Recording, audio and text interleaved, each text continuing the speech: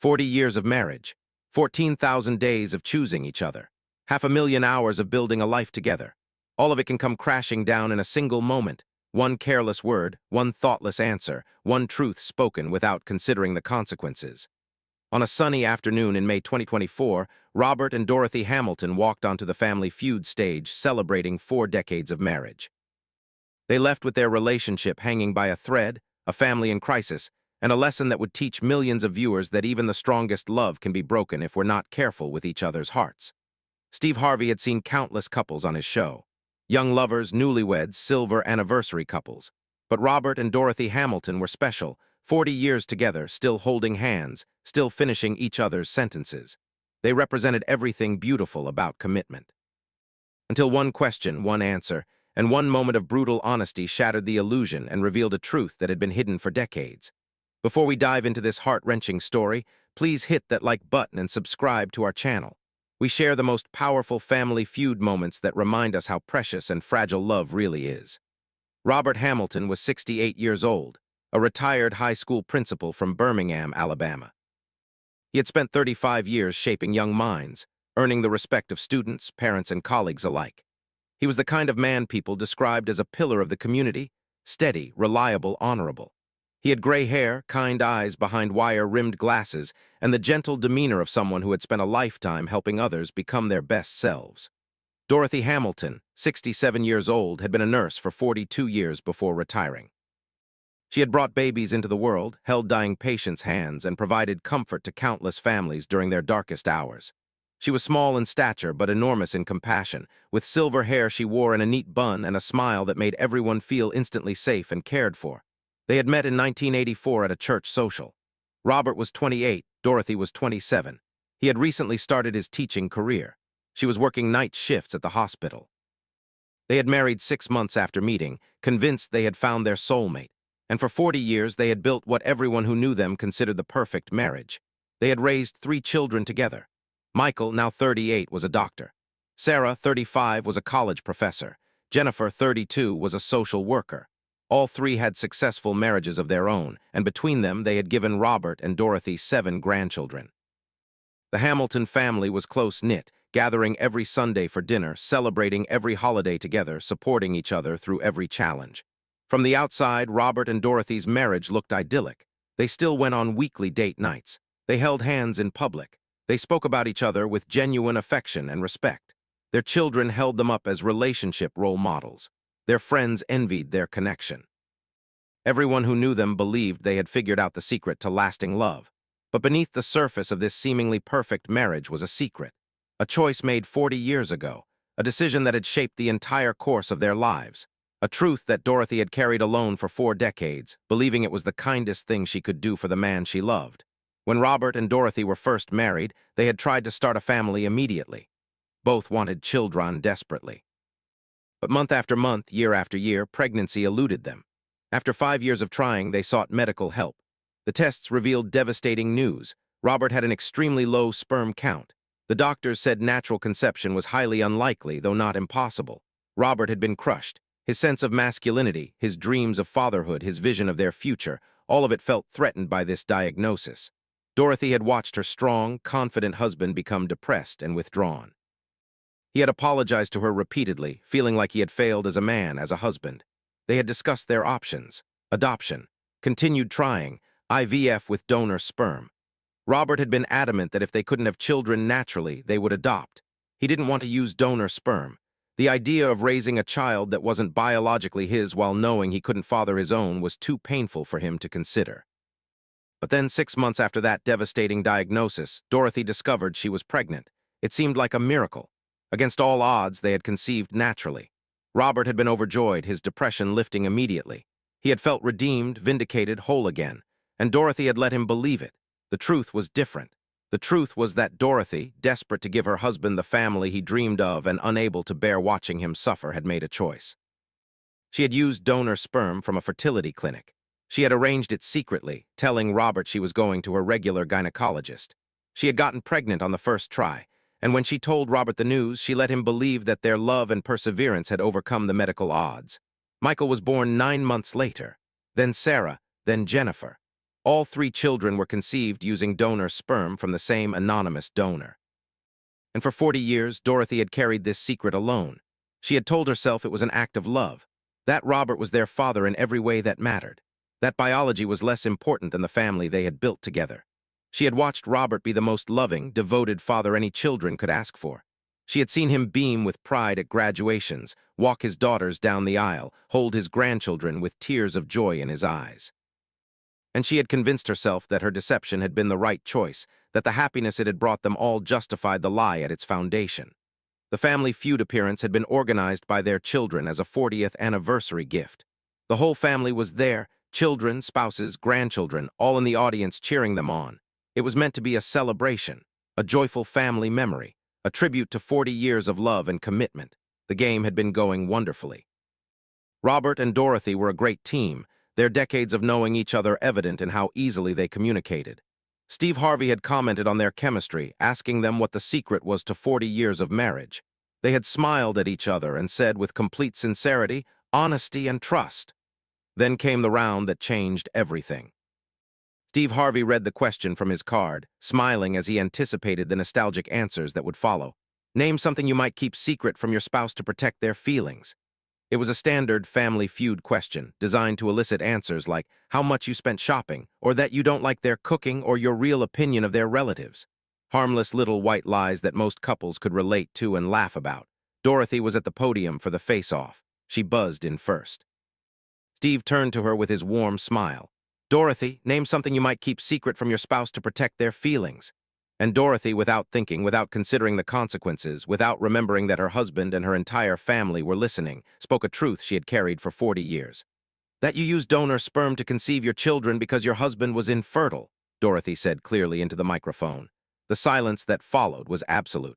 Steve Harvey's smile vanished. The opposing family looked confused, and then everyone's attention turned to Robert Hamilton standing at position 2, whose face had gone completely white. In the family section, Michael, Sarah, and Jennifer had gone perfectly still. Their spouses looked shocked. The grandchildren sensed something terrible had happened but didn't understand what. Dorothy realized what she had said. Her hand flew to her mouth. She turned to look at Robert, horror written across her face. But Robert had stepped away from the podium. His legs seemed unsteady. His voice, when it came out, was barely above a whisper. What did you just say? Steve Harvey immediately signaled to cut the cameras. This was not entertainment anymore. This was a family crisis unfolding in real time, and it needed to be handled with care and privacy.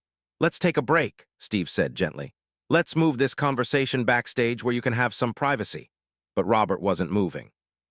He was staring at Dorothy with an expression of complete devastation. Are you saying our children aren't mine? Dorothy was crying now. They are yours, you're their father, you raised them, loved them. But they're not mine biologically. Robert's voice was getting louder. For 40 years, you let me believe I had fathered my children. When we got the diagnosis, when the doctor said it was unlikely, and then you got pregnant, you let me believe it was a miracle.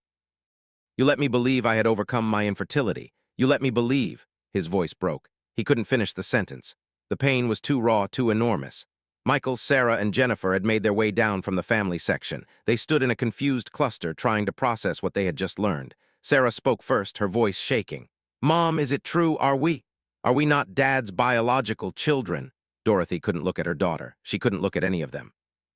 I used donor sperm, all three of you, I thought I was protecting your father. He was so depressed after the diagnosis. He felt like less of a man. I wanted to give him the family he dreamed of.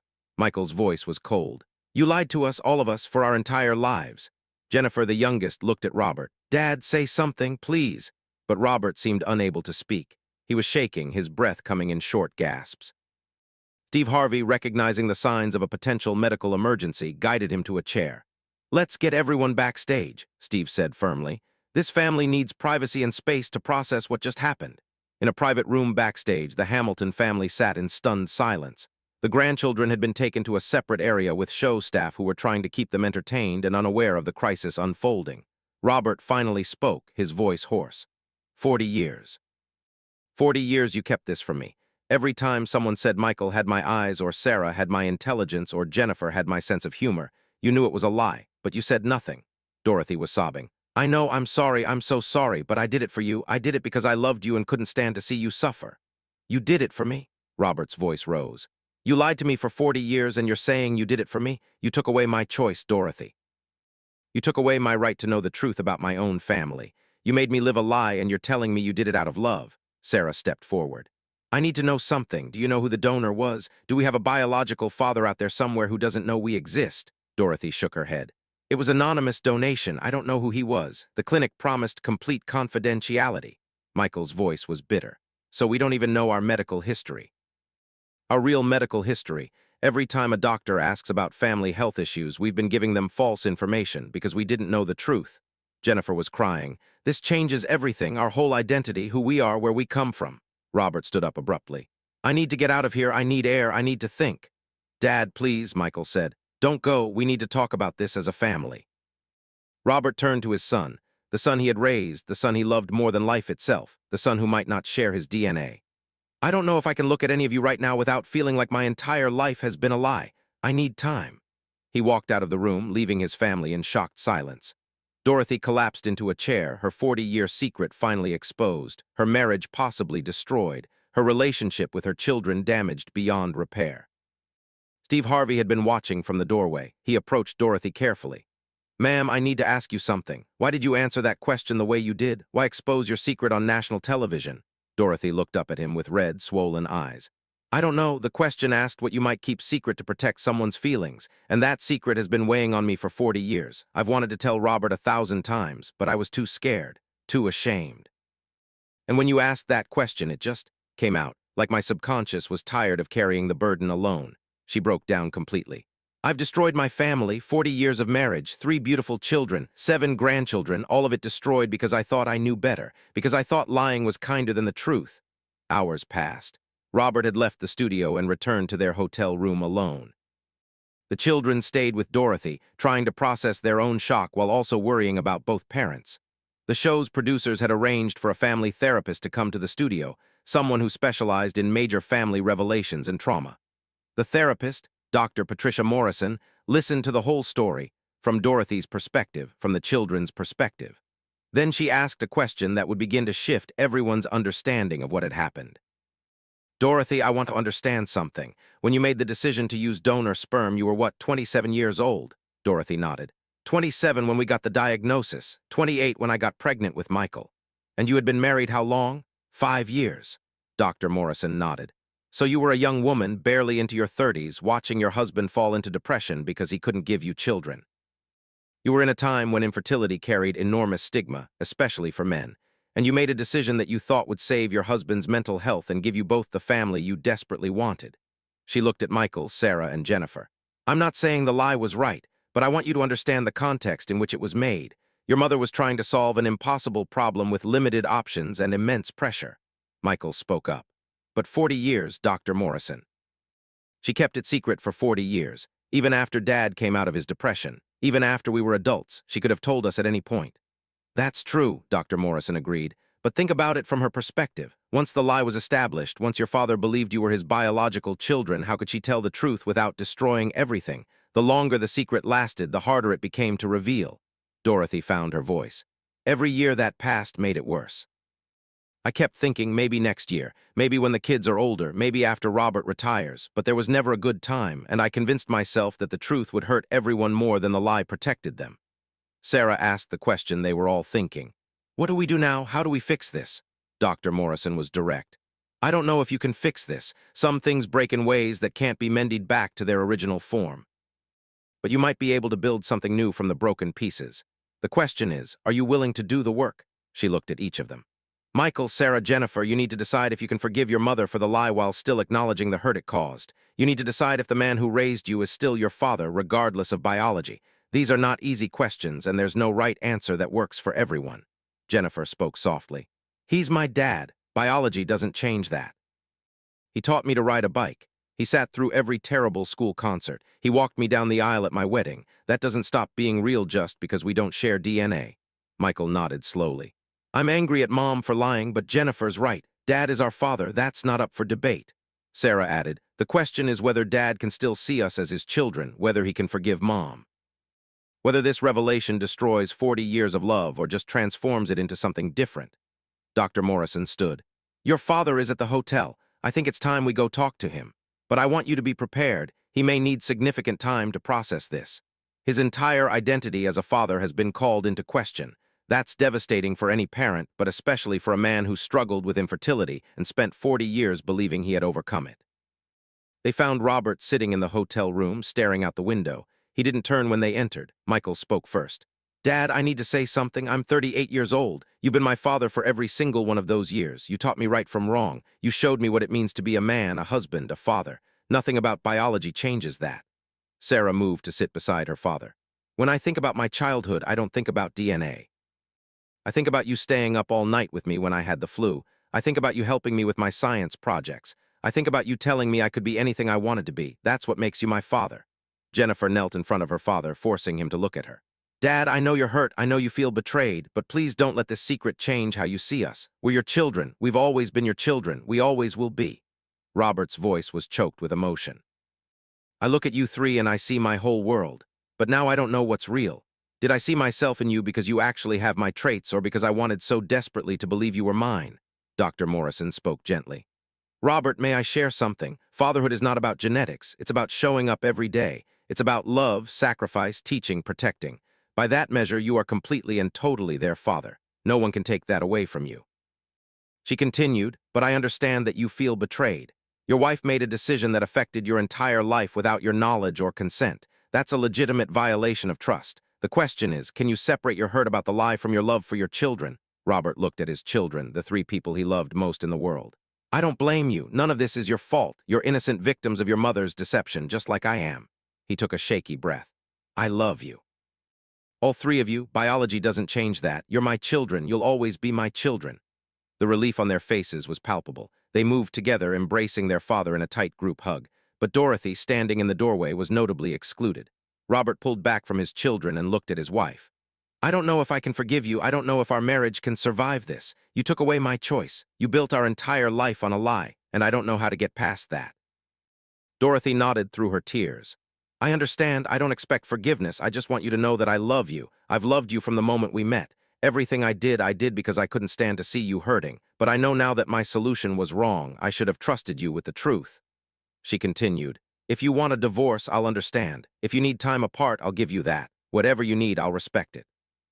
Because after 40 years of lying to you, the least I can do now is be completely honest. Robert sat in silence for a long time. Then he spoke, his voice barely above a whisper.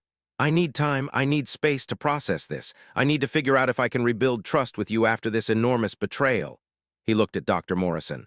I need help, we need help, professional help to navigate this. Because I don't want to throw away 40 years without at least trying to understand why this happened and whether we can move forward. The Family Feud episode never aired in its original form. Instead, with the Hamilton family's permission, the network created a special documentary-style episode about what had happened, the family's journey through the crisis, and the lessons learned.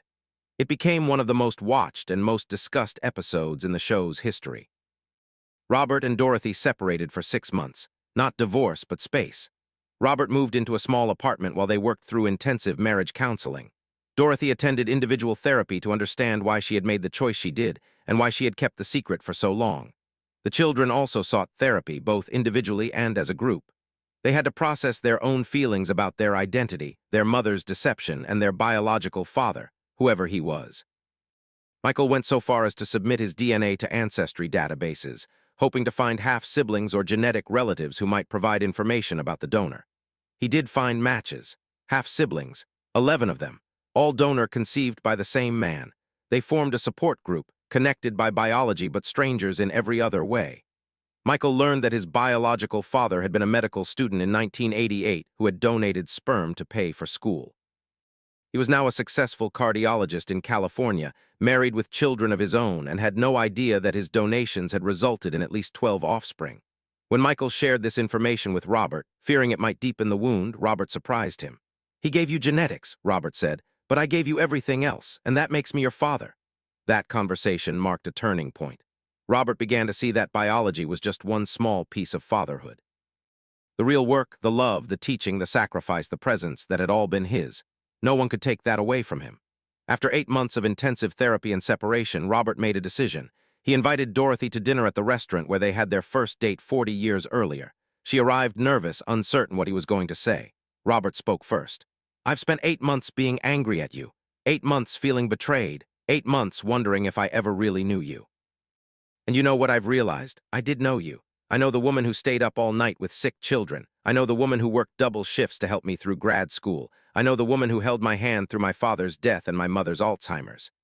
He continued, "What you did was wrong. The lie was wrong. Keeping the secret for 40 years was wrong. But I've come to understand why you did it. You were a young woman trying to save her husband from depression. You made a choice that seemed loving at the time, even though it was based on deception." Dorothy was crying. "I'm so sorry. I would give anything to go back and do it differently." "I know you would," Robert said gently. "And I've had to ask myself, do I want to spend whatever years I have left being angry about a decision you made 40 years ago? Or do I want to spend them with the woman I love, building something new on a foundation of complete honesty?" He reached across the table and took her hand. "I choose us. I choose to forgive you. I choose to rebuild our marriage, but it's going to be different this time. No secrets, complete transparency. And if you ever feel tempted to protect me by lying again, I need you to understand that the truth is always better. Always." Dorothy squeezed his hand. "I promise, no more secrets, no more lies, just truth, even when it's hard." They moved back in together, but they didn't just return to their old life. They built a new one. They went to marriage counseling weekly. They joined a support group for couples dealing with major betrayals. They were open with their children about the work they were doing to rebuild trust. 1 year after the family feud incident, Steve Harvey invited the Hamilton family back for a follow-up special. The transformation was remarkable. Robert and Dorothy sat close together, their body language showing a hard-won intimacy. The children appeared at peace, their relationships with both parents intact. During the interview, Steve asked Robert the question everyone wanted answered. "After everything that happened, after the shock and the betrayal and the pain, are you still glad you married Dorothy? Are you still glad you have the family you have?" Robert didn't hesitate. "I am, because the alternative would have been never knowing my children. Never experiencing the joy of fatherhood. Never building the life we built. Yes, I wish Dorothy had been honest from the beginning. Yes, I wish I had been given the choice. But I'm grateful for my children. I'm grateful for the 40 years we've had, even if they were built on a lie. And I'm grateful that we have the chance now to build something new on truth." Dorothy spoke next, her voice steady despite tears. "I spent 40 years thinking I was protecting Robert by lying. But what I've learned is that protecting someone from the truth is really just protecting yourself from the consequences of telling it. I was scared of how Robert would react. I was scared he would leave me. I was scared the family would fall apart. So I kept the secret, and in doing so, I denied Robert his agency and his right to make informed decisions about his own life." She continued, "The irony is that the truth, when it finally came out in the worst possible way, did almost destroy us. But working through it together has made us stronger than we've ever been, because now our marriage is built on honesty, not secrets." Michael, Sarah, and Jennifer shared their perspectives. Sarah spoke about the identity crisis she had experienced, questioning whether her personality traits and abilities came from nature or nurture. "I realized that it doesn't matter. I am who I am because of both genetics and upbringing. My biological father gave me some traits, but Dad shaped who I became. Both are part of my story." Michael talked about connecting with his half-siblings through DNA testing. "It's been strange and wonderful. I have these genetic siblings I never knew existed, but they don't replace my sisters. They're just an additional layer of family, and meeting them helped me understand that family is both biological and chosen." Jennifer focused on forgiveness. "I was angry at Mom for a long time, but I've learned that holding on to anger only hurts me. She made a mistake, a big one, but it came from love, misguided love, but love nonetheless. Forgiving her doesn't mean what she did was okay. It means I choose not to let her mistake define our relationship forever." The special episode sparked a national conversation about donor conception, secrets in marriage, and the definition of parenthood. Fertility clinics reported an increase in couples seeking counseling about when and how to tell donor-conceived children about their origins. The Hamilton family became advocates for honesty in donor conception. They worked with fertility clinics to develop protocols for helping parents tell children the truth from the beginning, rather than keeping it a secret that might be revealed later in traumatic ways. Dorothy wrote a book titled The Weight of Secrets: My 40-Year Lie and the Truth That Set Us Free. It became a bestseller, not because people condoned what she had done, but because they recognized the complexity of her situation and appreciated her brutal honesty about the consequences of her choices. In the book, she wrote, "I thought love meant protecting my husband from painful truths, but real love means trusting your partner with the truth and believing they are strong enough to handle it." Real love means giving someone the information they need to make their own choices, even if those choices might hurt you. Real love is not about control or protection. It's about honesty and trust. 3 years after the Family Feud incident, Robert and Dorothy renewed their vows in a small ceremony with their family. This time, their vows were different. They promised not just to love and honor each other, but to be completely honest, to trust each other with difficult truths, and to never let fear drive them to deception. In his vow, Robert said, "Dorothy, 43 years ago, I married you believing we would build our life together on honesty and trust. For most of those years, I was wrong. But 3 years ago, when your secret was revealed in the most painful way possible, we had a choice. We could let it destroy us, or we could use it to build something better. We chose to build. Today, I marry you again, knowing all your flaws and failures and choosing you anyway, because that's what real love is." Dorothy's vow responded, "Robert, I stole 40 years of truth from you. I can never give those years back, but I can give you every year I have left lived in complete honesty. I promise to never again let fear drive me to deception. I promise to trust you with the truth, even when it's hard. I promise to honor your right to know, to choose, to decide. I choose you, and this time I choose you honestly." 5 years after the Family Feud incident, Steve Harvey did a special reflection episode on the most impactful moments from his time hosting the show. The Hamilton family's story was featured prominently. "When Dorothy answered that question," Steve told the camera, "I knew immediately that something had just broken. You could feel it in the room. 40 years of marriage shattered in one moment of accidental honesty. But what I learned from the Hamilton family is that sometimes things need to break before they can heal properly." He continued, "We tend to think of secrets as protective. We think we're shielding people from pain by hiding the truth. But secrets are corrosive. They eat away at relationships from the inside. The Hamilton family taught me that the truth, no matter how painful, is always better than a lie. Because at least the truth gives people the choice of how to respond." The Hamilton family appeared on that special, now 5 years into their journey of rebuilding. They spoke about the ongoing work of maintaining trust, the regular therapy sessions, the continued conversations about honesty and transparency. "We're not the same couple we were 5 years ago," Robert said. "We're better because we're real now. There are no more illusions, no more secrets. What you see is what you get. And that's freeing in a way our old marriage never was." Dorothy added, "I spent 40 years carrying the weight of a secret. I thought I was protecting Robert, but I was really just protecting myself from his reaction. Letting go of that secret was terrifying, but living without it has been liberating. I don't have to remember what I've told him or worry about being caught in a lie. I can just be honest, and that's a gift I didn't appreciate until I almost lost everything." The legacy of the Hamilton family's story extends far beyond their own healing. They inspired countless other families dealing with secrets to come forward with the truth. They helped change policies at fertility clinics around the country. They provided a roadmap for how relationships can survive even the most devastating betrayals. But perhaps most importantly, they showed that 40 years together doesn't make a relationship invincible. Even the longest marriages can be broken by secrets. Even the deepest love can be damaged by lies. But with commitment, honesty, and hard work, even the most broken relationships can be rebuilt into something beautiful and true. Today, Robert and Dorothy Hamilton are still together. They've been married for 48 years, 40 built on a lie, 8 built on truth. And they'll tell you that those 8 years of honesty have been more meaningful than the 40 years of deception, because finally, after nearly 5 decades together, they truly know each other.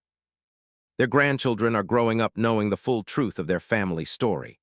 Michael, Sarah, and Jennifer make sure their children understand that family is about more than biology, that love is more powerful than genetics, and that honesty is the foundation of every healthy relationship. And every year on the anniversary of that fateful Family Feud taping, the Hamilton family gathers together. Not to mourn what was lost, but to celebrate what was gained: truth, honesty, and a love that proved strong enough to survive even the most devastating revelation. If this story moved you, please like this video and subscribe to our channel.